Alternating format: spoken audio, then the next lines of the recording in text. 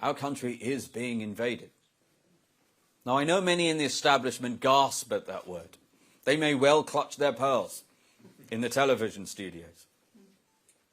But the dictionary definition of invasion is an incursion by a large number of people in an unwanted way.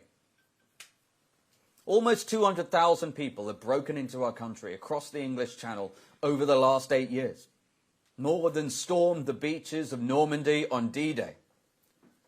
Make no mistake, as Home Secretary, I will end and indeed reverse this invasion, because the patience of the British people is now exhausted. We're unwilling to accept that Britain's borders should be open and undefended, unwilling to accept that Britain must surrender its sovereignty to foreign courts. And yes, this is a national emergency.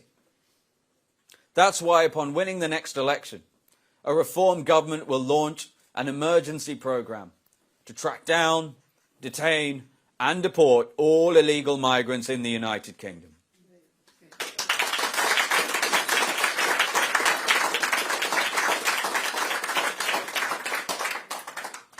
Operation Restoring Justice will be the most transformative policy of our lifetimes. Now, some have already called our plan draconian.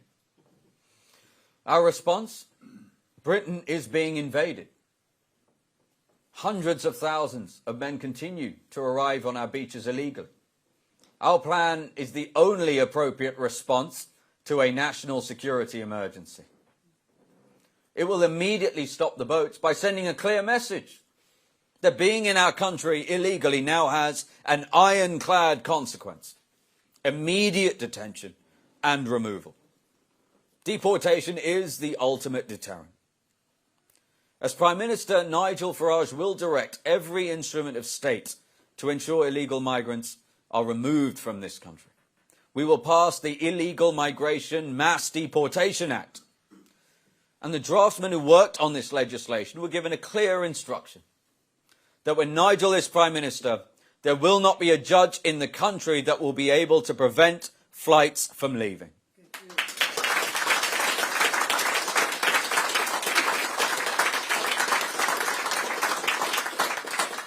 We will leave the ECHR. We will create a legal obligation for the Home Secretary to deport all those in this country illegally and disapply all international treaties that are used to keep illegal migrants in this country.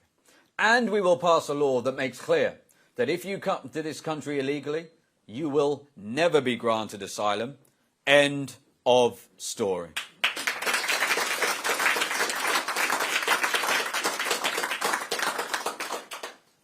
We will create a new agency, UK Deportation Command, which will have just one mission: to track down and detain those in this country illegally. We will rapidly build detention capacity. No chance of bail, no chance of absconding. Detention will mean deportation. We will embark on the most audacious charter flight operation since World War II, ramping deportation flights to 5 departures every single day. And to guarantee success, His Majesty's Royal Air Force will keep a Voyager aircraft on standby as a hot spare. So even if a plane has mechanical issues, flights will not be stopped. Deportations will not be delayed. Return agreements will be secured. Countries of origin will take back their nationals. And ladies and gentlemen, if a country refuses, we will stop issuing visas to that country. And today I can announce that based on overstaying rates and illegal boat arrivals, we will freeze the issuance of visas for countries including Pakistan, Somalia, Eritrea, Syria, Afghanistan and Sudan. We will not consider lifting these bans until they comply and take back their citizens who are in our country illegally. Because borders are not simply lines drawn on a map. They define a country. They are the perimeter of our national economy, the boundaries of our security, and the guardians of our culture. And right now we are standing on the precipice of a fiscal disaster. A disaster that Boris Johnson, Priti Patel and the entire Tory party quietly slid under their chairs, hoping you wouldn't notice. It's a ticking time bomb that will cost the British taxpayer hundreds of billions of pounds unless it is diffused. It's become known as the Boris wave. You see, Boris Johnson threw open our borders and imported over 3 million migrants in 3 years. The vast majority from non-EU countries. And astonishingly, 2.9 million came in on non-work visas. They were allowed into this country against the wishes and without the consent of the British people. Many were about to be eligible for indefinite leave to remain. Many do not work and never will. The granting of ILR means they will gain lifetime access to our welfare state, a lifetime of living off the British taxpayer. This will cost hundreds of billions of pounds, and that's why the Boris wave must be averted. Make no mistake, a reform government will avert the Boris wave. Reform will do what's hard, but also what is necessary for national survival. We'll abolish indefinite leave to remain and replace it with a renewable 5-year work visa and dedicated spouse visa. Salary thresholds will be higher. There will be a proper test of English language proficiency. And I want to be clear because our opponents will try to twist our words. We're not here to separate British families. Spouses of British citizens will always have a dedicated, protected spousal visa available to them. But our expectation of migrants in Britain is simple. We expect you to more than pay your way, to contribute to our economy, to speak English, and to not commit crime. There will be a special temporary worker programme to aid adjustment for lower paid workers in national critical industries such as care.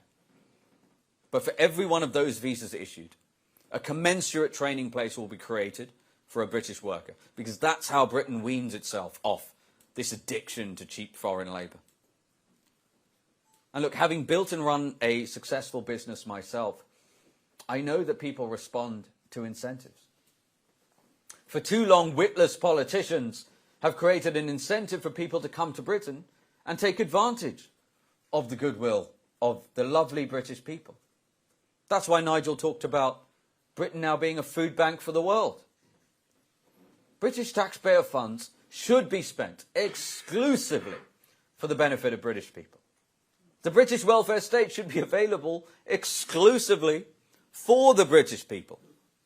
And ladies and gentlemen, it's a slap in the face to every working man and woman in this country. The British taxpayers have been forced to spend £15 billion on universal credit welfare payments to foreign households in the last 18 months alone.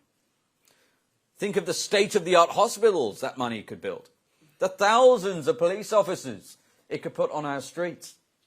The tax cuts it could deliver to struggling British families. We will stop this hemorrhage of national wealth. A reform government will terminate welfare payments to foreign nationals.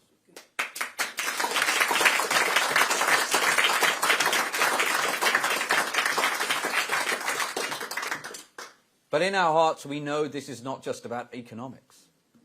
It's about the very soul and character of our nation. For centuries, Britain has proudly been a high-trust culture. British people looked out for their neighbours. They respected the law, not out of fear, but out of a shared sense of civic duty. But as untold numbers of people from low-trust cultures with entirely different values have been imported into our country, that precious, fragile trust, it's breaking down. Look at the indignities we now have to face. The police have had to resort to pleading with illegal migrants to respect women in this country. Northamptonshire Police recently had to give a presentation to illegal migrants, who were sitting comfortably, by the way, in a taxpayer-funded hotel, having to explain to grown men that women have equal rights to men in Britain. The presentation implored the illegal migrants to only walk on the pavement and warned them that human rights exist in this country. This is all available online. They had to inform them that committing crimes might affect their asylum applications. Might affect their asylum application. The fact that this is deemed necessary is a national outrage. It tragically encapsulates the stupidity of allowing people into this country whose core values are fundamentally, and yes, sometimes violently, at odds with ours. Reform values the traditions that built this nation, and we will never apologize for our history. We will defend our culture, because a nation without a culture is not a nation at all. It's just an economic zone, a shopping mall with a flag waiting to be exploited. That's why we will protect the Christian heritage of Britain. We will end the incendiary practice of converting churches into mosques or places of worship for any other faith. I'm proud to announce that a reform government will immediately grant listed status to all churches and create a new statutory use category for Christian places of worship to ensure these historic pillars of our communities can never be converted into places of worship for any other faith.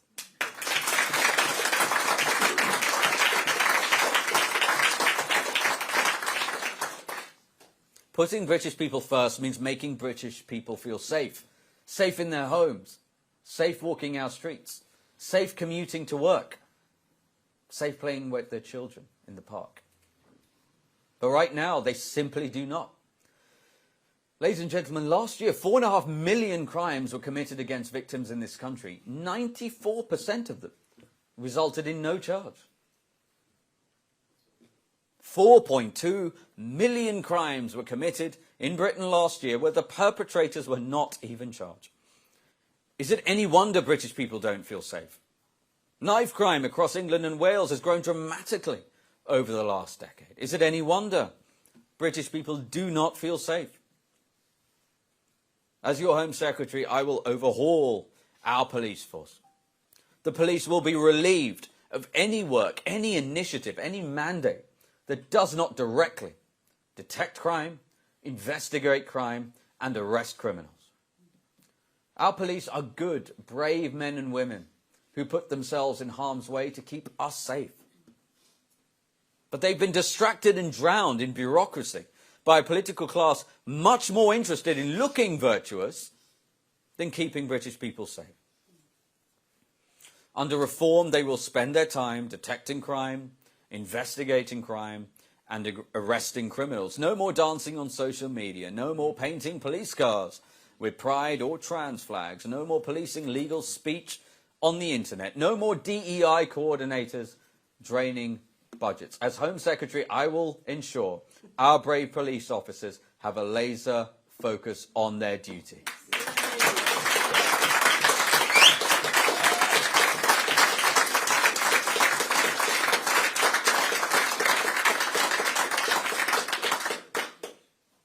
You may ask what that means. I'll tell you what it means.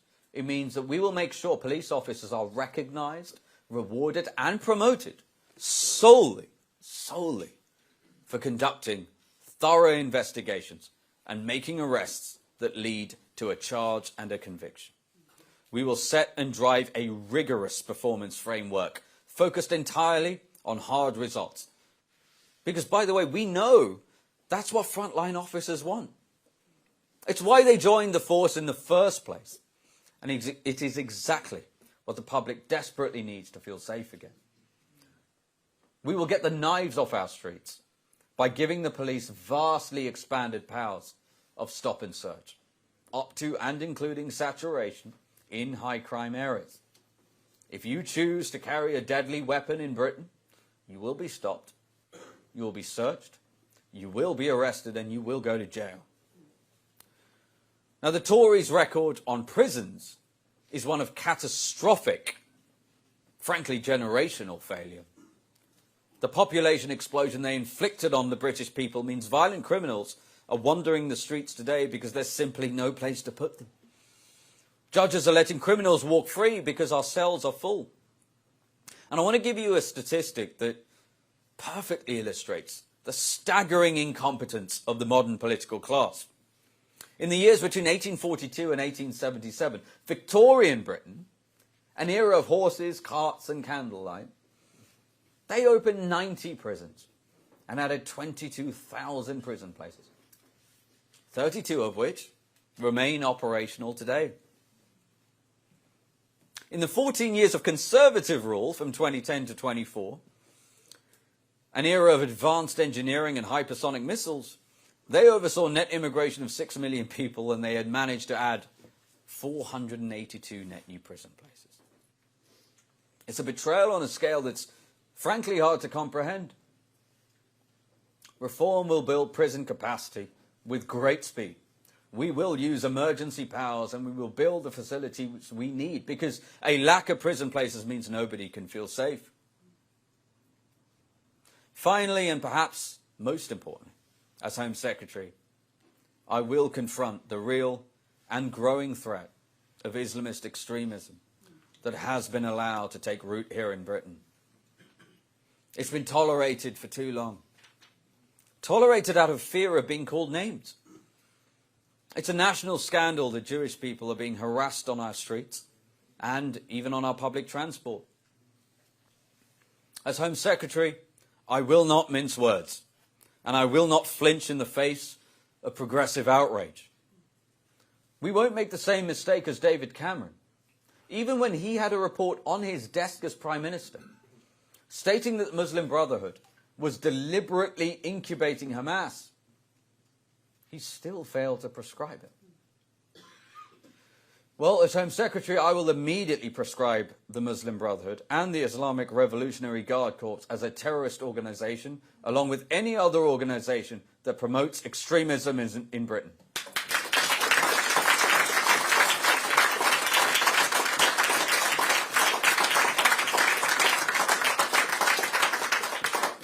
And I want to be clear.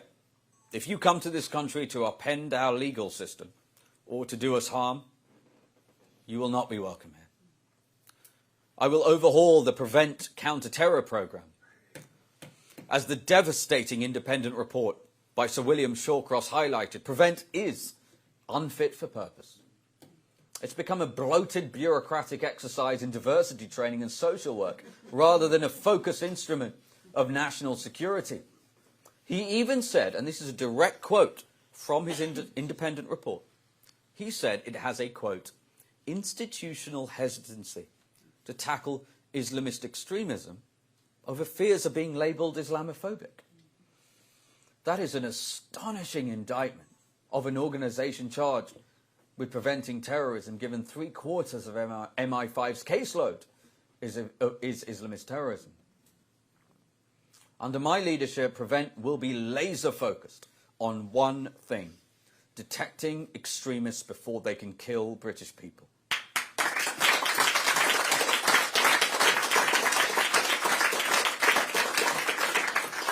It will be focused on the actual threats to this country. As such, 3/4 of Prevent's resources will be deployed to identify and neutralise Islamist extremism in direct proportion to MI5's caseload. Now look, we've seen recently devastating, blood-curdling, tragic cases where known extremists were referred to Prevent multiple times by different authorities, and yet somehow they slipped through the fingers of the state and went on to commit horrific atrocities against the British people. Axel Rudakabana, the monster responsible for the horrific Southport attack in 2024, he was referred 3 times to Prevent. Take Khairi Saadallah, the terrorist who committed the brutal Forbury Garden stabbings in 2020, killing 3 men and seriously wounding 3 others. He had been referred to Prevent 4 times. Ladies and gentlemen, this cannot continue, and a reform government will ensure that it does not. So, as Home Secretary, I will implement a new structure to zone in on corroborated threats. If anyone is referred to Prevent from 3 separate corroborating authorities, they will automatically be subject to a thorough physical search of their homes. When the police did search Rudakabana's home after the attack, the police found ricin, knives, and an Al-Qaeda manual. Had this common sense policy been in place at the time of the Ruda Cabana referrals, there's every chance that those beautiful, innocent girls would still be alive today. Ladies and gentlemen, the hour is late. The damage done to our great country by open borders and a succession of cowardly Tory and Labour governments is profound. The scars on our country are real. But I promise you, they are not irreversible. We can and will secure our borders and end the invasion. We will rebuild the high-trust society we once took for granted. We will take back our streets from the gangs and the prolific offenders. And we will revive the ultimate sovereignty of our parliament. We'll discard the foreign laws that protect the wicked at the expense of the innocent. We'll do all of this. But it requires a fundamental, seismic shift in how we are governed. It requires a government that wakes up every single morning with just one thought and one thought only, burning in their minds, putting the British people first.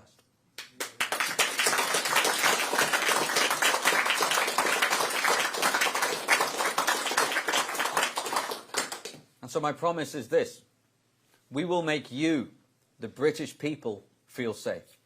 Safe in your homes, safe walking your streets, safe going to work, safe playing with your children in the park. We will bring back justice to a system that in many cases has forgotten the meaning of the word.